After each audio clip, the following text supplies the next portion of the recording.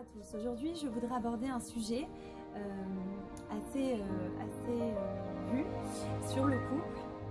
Voilà, j'ai souvent l'occasion en consultation de voir donc les problèmes de couple et en fait, je m'aperçois que souvent les problèmes de couple ont une origine commune.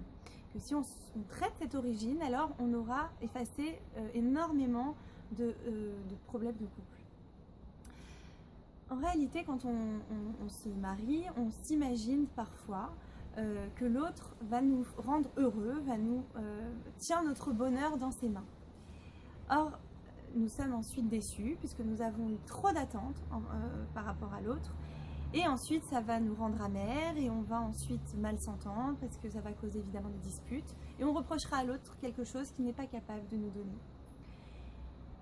La chose à comprendre, elle est dans cette phrase. Le Rabbi Akiva nous a dit une phrase qui est écrite dans la Torah. Aime ton prochain comme toi-même.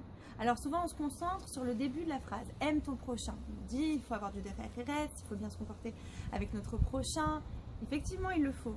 Mais aime ton prochain. On ne peut pas l'aimer si on n'a pas lu la suite de la phrase. Comme toi-même. Le comme toi-même est décisif. D'abord, aime-toi. D'abord, respecte-toi. D'abord, tolère-toi. D'abord, accepte-toi.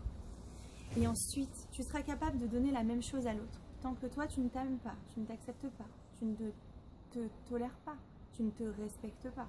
Comment tu veux pouvoir le donner à l'autre?